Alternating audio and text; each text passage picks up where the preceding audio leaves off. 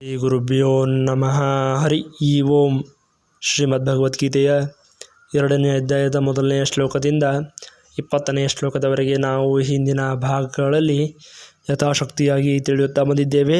ಹಿಂದಿನ ಭಾಗದ ಕೊನೆಯಲ್ಲಿ ಶ್ರೀಕೃಷ್ಣ ಪರಮಾತ್ಮನು ಅರ್ಜುನನಿಗೆ ಆತ್ಮದ ಬಗ್ಗೆ ವಿವರಿಸುತ್ತಾ ಇದ್ದ.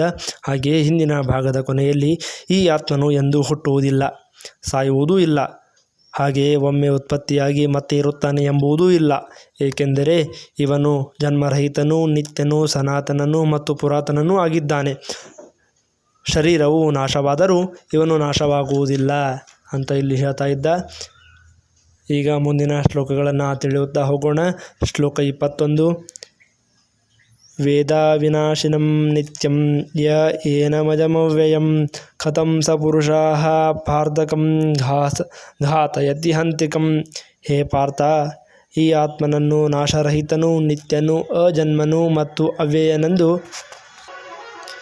ತಿಳಿಯುವ ಪುರುಷನು ಯಾರನ್ನಾದರೂ ಹೇಗೆ ಕೊಲ್ಲಿಸುತ್ತಾನೆ ಅಥವಾ ಯಾರನ್ನು ಹೇಗೆ ಕೊಲ್ಲುತ್ತಾನೆ ಎಂಬುದನ್ನು ಇಲ್ಲಿ ಶ್ರೀಕೃಷ್ಣ ಪರಮಾತ್ಮನು ಅರ್ಜುನನಿಗೆ ಪ್ರಶ್ನೆಯನ್ನು ಹಾಕ್ತಾ ಇದ್ದಾನೆ. ಶ್ಲೋಕ 22. ವಾಸಾಂಸಿ ಜೀರ್ಣಾನಿ ಯಥಾ ವಿಹಾಯನ್ನವಾನಿ ಗೃಹ್ಣಾತಿ ನರೋಪರಾಣಿ ತಥಾ ಶರೀರಾಣಿ ವಿಹಾಯ ಜೀರ್ಣಾನ್ಯನ್ಯಾನಿ ಸಂಯಾತಿ ನವಾನಿ ದೇಹಿ.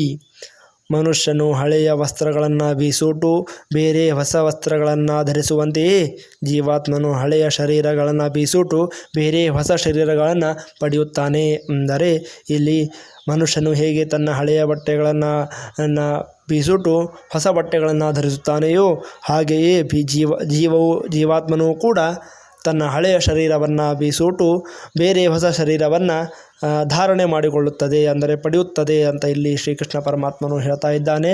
ಶ್ಲೋಕ 23. ನೈನಂ ಚಿಂದಂತಿ ಶಸ್ತ್ರಾಣಿ ನೈನಂ ದಹತಿ ಪಾವಕಾಃ ನ ಚೈನಂ ಕ್ಲೇದಯಂತ್ಯಾಪೋ ನ ಶೋಷಯತಿ ಮಾರುತಃ. ಈ ಆತ್ಮನನ್ನು ಶಸ್ತ್ರಗಳು ಕತ್ತರಿಸಲಾರವು, ಇದನ್ನು ಬೆಂಕಿಯು ಸುಡಲಾರದು, ಇದನ್ನು ನೀರು ತೋಯಿಸಲಾರದು ಮತ್ತು ಗಾಳಿಯು ಇದನ್ನು ಒಣಗಿಸಲು ಸಾಧ್ಯವಿಲ್ಲ ಅಂತ ಇಲ್ಲಿ ಶ್ರೀಕೃಷ್ಣ ಪರಮಾತ್ಮನು ಹೇಳ್ತಾ ಇದ್ದಾನೆ. ಶ್ಲೋಕ 24. ಅಚೇದ್ಯೋ ಯಮಧಾಯ್ಯೋ ಯಮಕ್ಲೇದ್ಯೋ ಶೋಷ್ಯ ಏವ ಚ ನಿತ್ಯಾಃ ಸರ್ವಗತಃ ಸ್ಥಾಣುರಚಲೋಯಂ ಸನಾತನಃ. ಏಕೆಂದರೆ ಈ ಆತ್ಮವು ಕತ್ತರಿಸಲಾಗದ, ಸುಡಲಾರದ, ನೆನೆಯದ ಮತ್ತು ನಿಸ್ಸಂದೇಹವಾಗಿ ಒಣಗಲಾರದ್ದಾಗಿದೆ.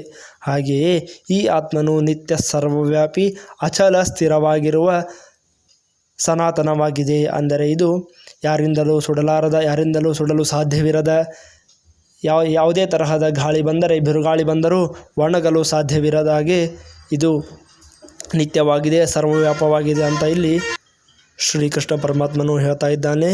ಶ್ಲೋಕ 25.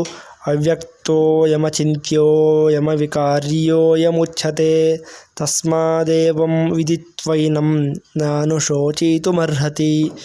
ಈ ಆತ್ಮನು ಅವ್ಯಕ್ತವೂ ಅಚಿಂತ್ಯವೂ ಮತ್ತು ವಿಕಾರರಹಿತವೂ ಆಗಿದೆ ಎಂದು ಹೇಳಲಾಗುತ್ತದೆ. ಆದ್ದರಿಂದ ಹೇ ಅರ್ಜುನ, ನೀನು ಈ ಆತ್ಮನನ್ನು ಮೇಲೆ ಹೇಳಿದ ಪ್ರಕಾರವಾಗಿ ತಿಳಿದುಕೊಂಡು ನೀನು ಶೋಕಿಸುವುದು ಉಚಿತವಲ್ಲ.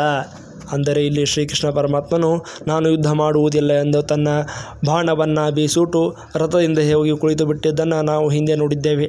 ಅದನ್ನೆಲ್ಲ ನೋಡುತ್ತಿರುವ ಶ್ರೀಕೃಷ್ಣ ಪರಮಾತ್ಮನು ಅರ್ಜುನನಿಗೆ ಹೀಗೆ ಮನವೊಲಿಸುತ್ತಾ ಪ್ರೇರೇಪಿಸುತ್ತಾ ಇದ್ದಾನೆ. ನೀನು ಯುದ್ಧ ಮಾಡಲೇಬೇಕು, ನೀನು ಶೋಕಿಸುತ್ತಿರುವುದು ಉಚಿತವಲ್ಲ ಅಂತ ಇಲ್ಲಿ ಶ್ರೀಕೃಷ್ಣ ಪರಮಾತ್ಮನು ಅರ್ಜುನನಿಗೆ ಯುದ್ಧ ಮಾಡಲು ಪ್ರೇರೇಪಿಸುತ್ತಾ ಇದ್ದಾನೆ.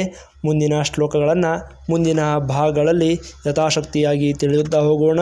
ಶ್ರೀಕೃಷ್ಣಾರ್ಪಣಮಸ್ತು.